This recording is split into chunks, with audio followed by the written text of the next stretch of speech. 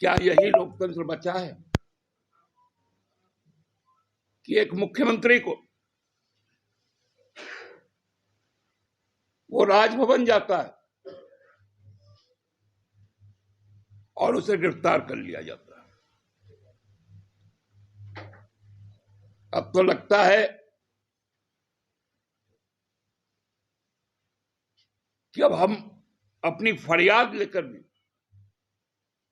यदि उच्च न्यायालय, उच्चतम न्यायालय में जाए,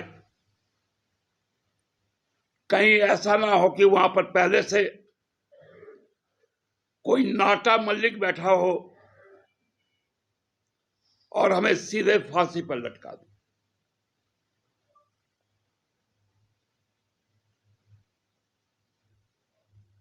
क्योंकि जो जल्लाद का काम होता है, अब वो काम भाजपा का पीठासीन पदाधिकारी कर रहा है।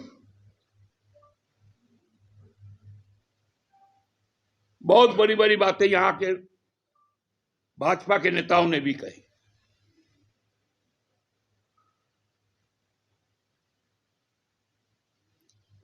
उनकी बातों से यह स्पष्ट हो गया कि जो विपक्ष है वो उसका टारगेट है। अब वो विक्टिम नहीं है, अब वो टारगेट है और टारगेट को शूट करना है।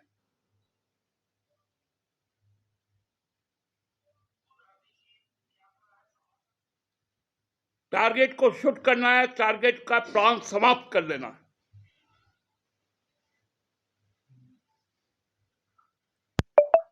यह परिकल्पना कोई नहीं किया था।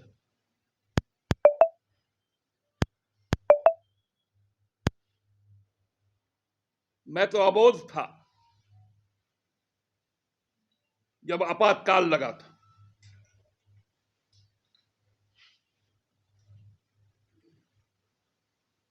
लेकिन अब जब बोध है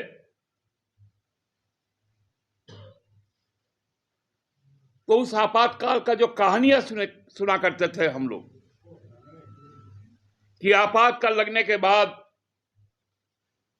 जो जन प्रतिरोध था उसको दबाने के लिए कई कई धाराएं लगाई जाती थी। उस समय एक मीसा कानून भी आया था।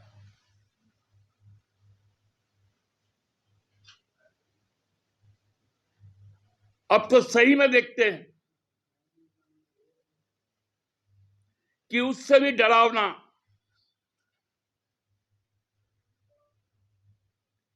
केंद्रीय जांच एजेंसियां कर रही है। उस वक्त तो इतना मीडिया नहीं था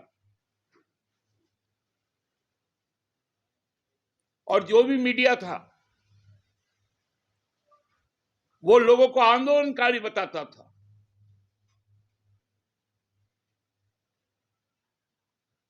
अब जो मीडिया है वो मीडिया जितने भी भाजपा के टारगेट वाले हैं उसको भ्रष्टाचारी बताता।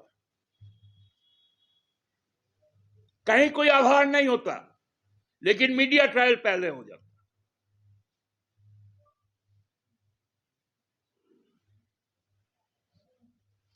और जो आधार है जिस पर चार्जशीट है वो ना केवल विधानसभा में बैठता है, लोकसभा राज्यसभा में बैठता है, वो मंत्री भी बनता है।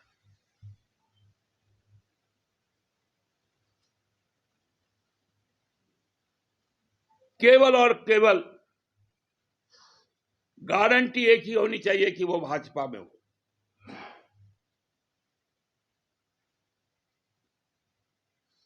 भाजपा में नहीं है तो वो भ्रष्टाचारी है, वो देशद्रोही है, वो पाकिस्तानी है। क्योंकि अब तो विधानसभा में बोला गया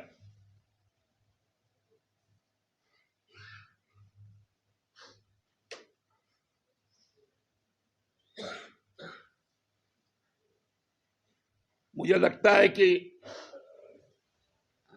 माननीय उच्चतम न्यायालय जो इस बात को कह रहे हैं उनको सोचना चाहिए कि ये अदालत को बचाना है या नहीं बचाना।